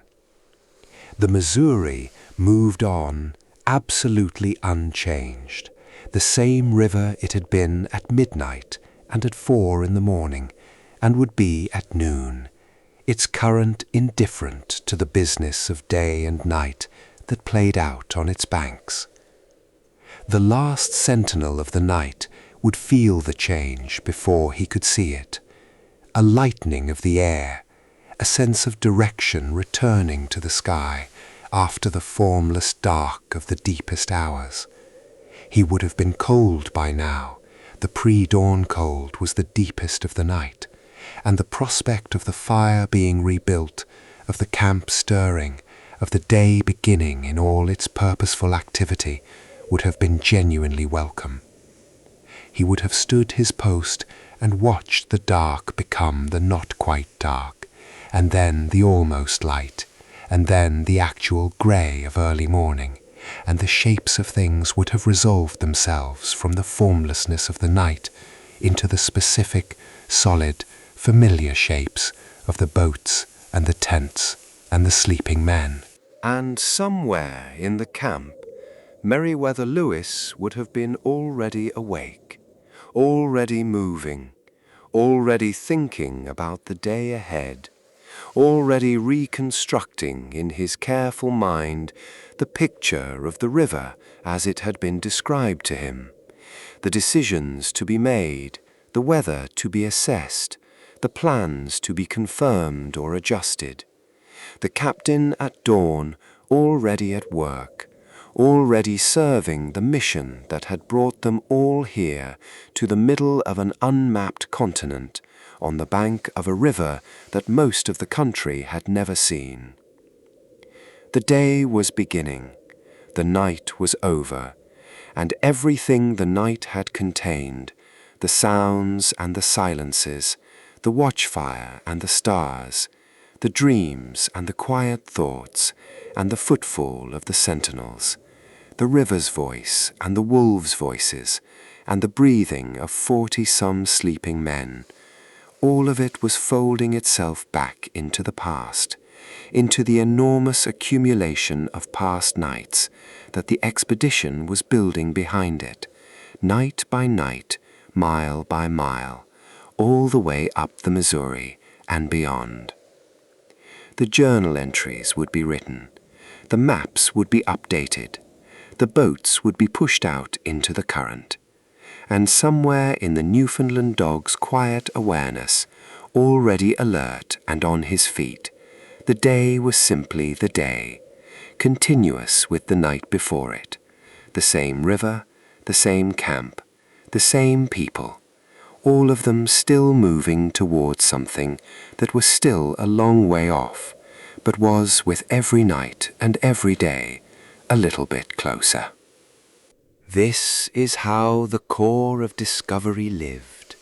This is how they passed their nights on the Missouri River in the summer and autumn and winter of 1804, and the spring and summer of 1805, and all the way to the Pacific, and all the way back. Not in glory, not in comfort, but in the steady, practiced, deeply human rhythms of people who have committed themselves to something large, and are doing it one day at a time, one night at a time, one watch rotation and one campfire, and one journal entry at a time. They wrote it all down, every mile, every species, every compass bearing, every encounter, every meal and every sickness and every storm. They gave us an account of the American interior that no one had given before, and that changed permanently the way the nation understood itself and its possibilities. And they gave us, in the margins of all that documentation, a picture of human beings at night on a river, cold and warm, frightened and brave, tired and watchful, and dreaming and awake. That is, in its own quiet way, one of the most honest and enduring portraits of what it means to be alive and moving through the world.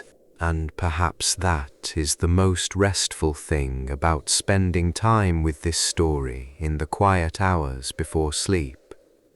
It is a reminder that human beings have always done this, have always made their small camps in large landscapes, have always built fires against the dark, have always stood watches and written by candlelight, and listened to the river and looked up at the stars. The specific river changes. The specific fire changes. The specific men and women and dogs change.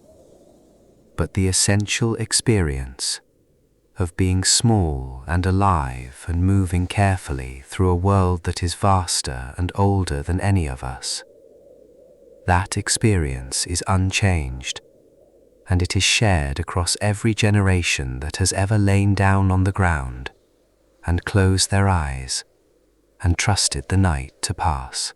The Missouri still flows. In certain stretches, at certain hours, it still sounds something like what they heard. And if you listen to it long enough, in the right kind of quiet, you can almost hear, beneath the water's voice, the echo of a fiddle carrying over the dark, and the sound of men dancing on a river bar under the stars, of a continent that was, for one brief and extraordinary moment, still unmapped. Let that sound carry you now. Let the river carry you. The camp is settled. The watches are set. The fire is low and warm. There is nothing more you need to do tonight, except to let yourself rest. The core of discovery carried on through the dark every single night of their 2-year journey, through cold and heat, through illness and storms, through fear and wonder and grief and joy. They made it. Every morning they were still there. Every morning the river was still there. And every morning, without fail, they got up and went on. Tonight you don't have to go on. Tonight you only have to be still and breathe and let the Missouri carry you somewhere quiet and deep and far away from everything except the sound of the water and the warmth of the fire and the slow turning wheel of the stars overhead. If these slow journeys through history help you drift toward sleep, I would be so grateful if you'd like and subscribe to Heyo, Boring History for Sleep. I am working towards 1,000 subscribers, which means the world to this little channel, and every single one of you genuinely matters. If you have a spare moment, a like, a comment telling me where in the world you're listening from tonight and what time it is on your clock, and if you have any sleepy hype left at the end of a long day, please send it this way. It means more than you know, knowing that someone somewhere is drifting off to the sound of the Missouri River at night. That is exactly what this channel is here for. Sleep well. The river is still moving.